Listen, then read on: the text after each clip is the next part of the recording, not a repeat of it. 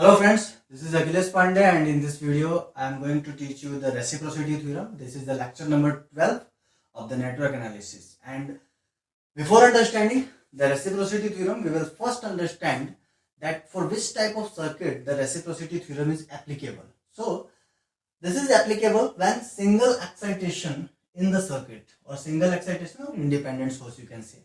Okay. So if there is a circuit which having only single excitation, means single independent source, either it is a voltage source or it is a current source, but if in a circuit, in a given circuit, there is only single excitation, means single independent source, then only the reciprocity theorem is applicable. Now let's check what is the reciprocity theorem is about. Okay, so here first of all we are going to understand this is two arrangements of a circuit, of a given circuit.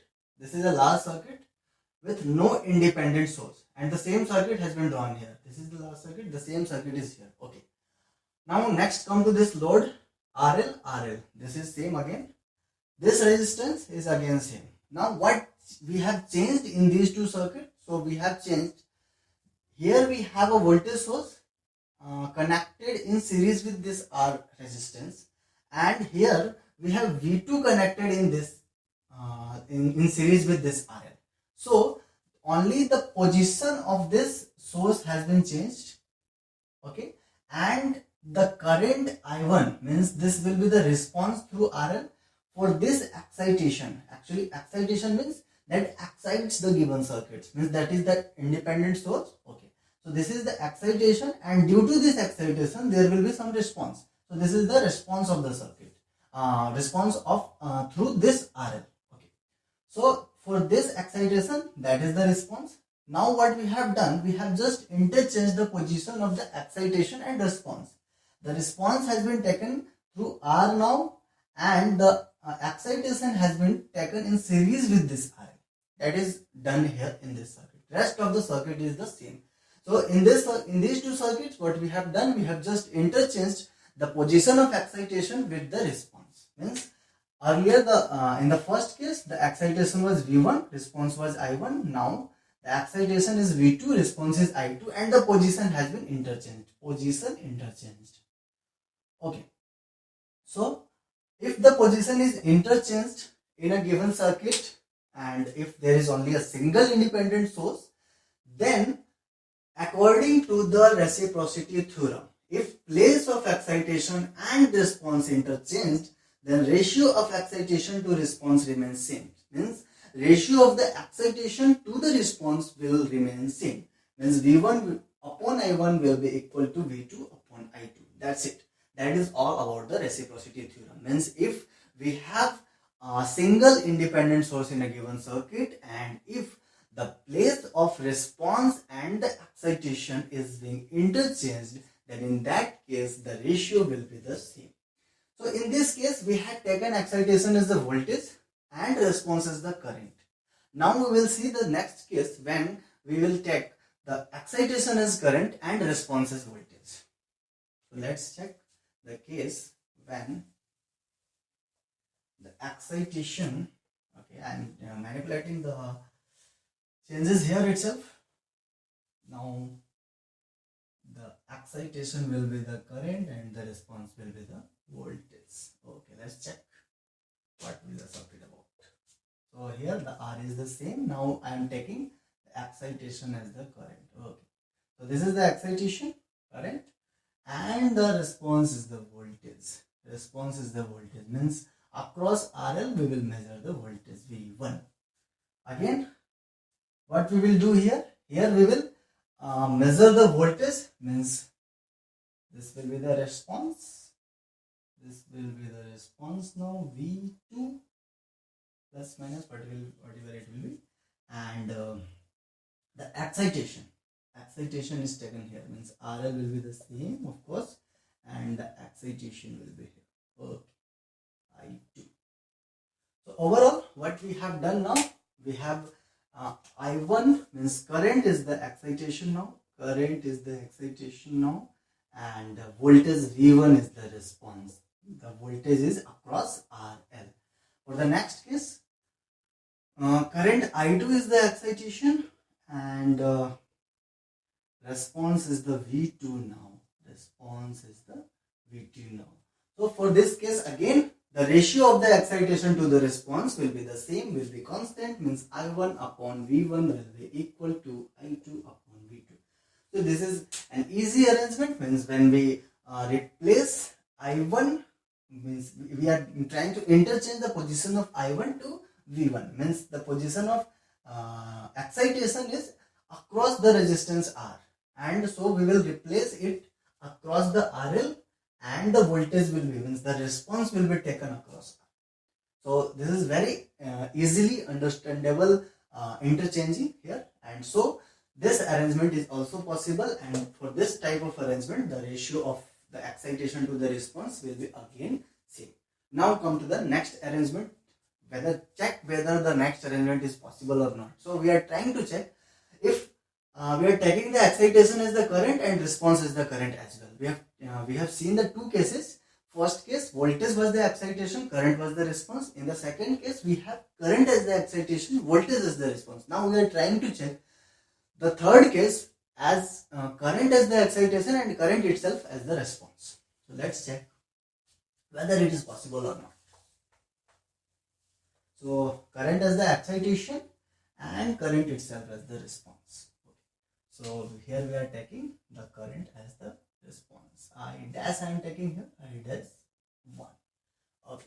So if we are trying to interchange it, means we are going to deactivate this. So deactivated.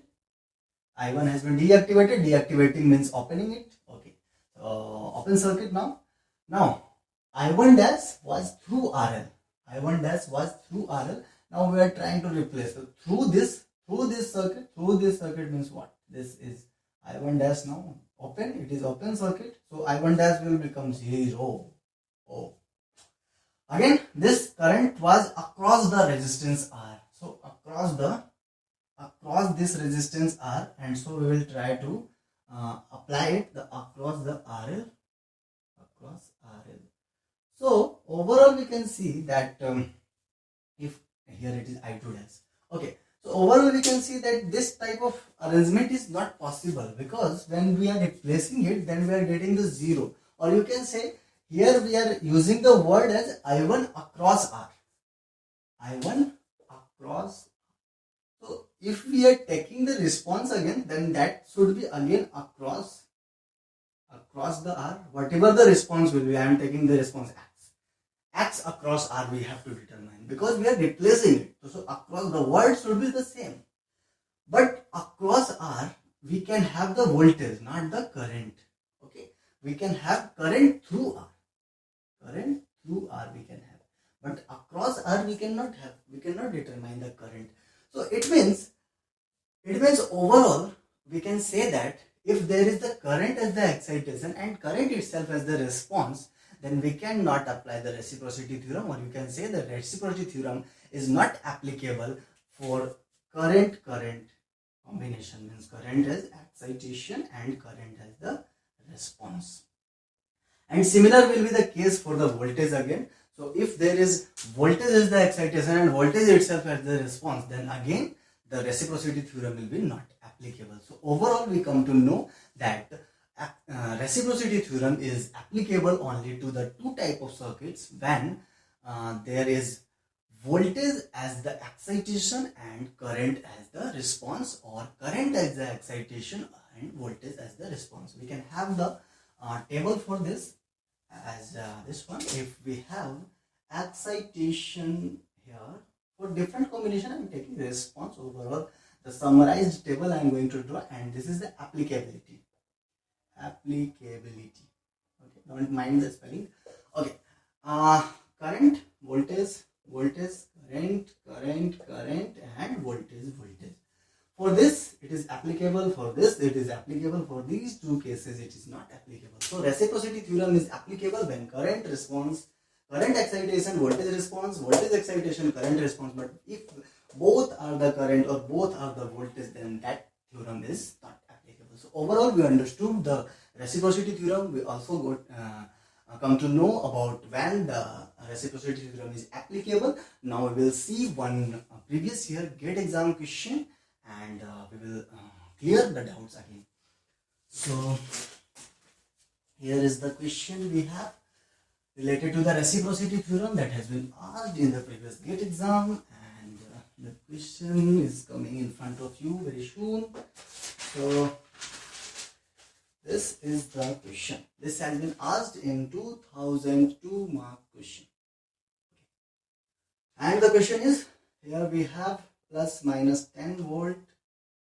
Here we have R2 resistance. Here we have some R1 resistance and R4 resistance, R3 resistance, and overall the circuit has been done. Now 2 ampere is the current here, and for the second case we have the R1 here, we have R2 here, we have R3 here, and finally again this is R4, and one voltage source plus minus 20 volt is connected here, and this is done. This is the B figure number, this is A figure number, and the question is the current in figure B is, options are minus 2 ampere, 2 ampere, minus 4 ampere, and this is the 4 ampere. Okay, fine. So this is done. Now, first of all, see the circuit. The two arrangements we have. If there is a two arrangements and the excitation and response is interchanged, means the question is from reciprocity theorem. So here we can see R2, R2 same, R1, R1 same, R3, R3 same, R4, R4 same, overall everything is same. What is different? Here is the voltage, and now the voltage has been interchanged here, and here we had taken the response earlier. Now the response is to be taken here. I, the current in figure B is required, this I current is required. Now for the given options we will find out the value of I. So as per the reciprocity theorem, the response to the excitation, or you can say excitation to the response ratio, will be the same. For this case, what is the excitation? This is voltage, that will be the excitation, and this is current is the response. So 10 upon 2 is the ratio for this excitation to response. And for this case, the excitation to response, before writing the excitation to the response ratio, we must check the polarity of the excitation and the response. So here we have 10 volt. Now when we are interchanging it, the current is in the downward direction. So current is from positive to negative. And let's check for this case again. Again for this case, the polarity is plus to minus. So for both of the cases, the polarity is same. So we have not to put any negative sign here. If there will be the different polarity, then we will put here negative sign. Okay. Now 10 upon 2 is the excitation to the response ratio. Now for this case, excitation to response ratio will be 20 upon I. So overall we have got the result as I equals to 4 ampere. So this is the correct answer for this question, and that's all about the question, and very easy question related to reciprocity theorem. I hope that you have understood the reciprocity theorem, and if there is any doubt related to the reciprocity theorem, you can ask that in the comment box, and you can put your suggestions as well. Thank you so much for watching. I will come with some other topics in next video.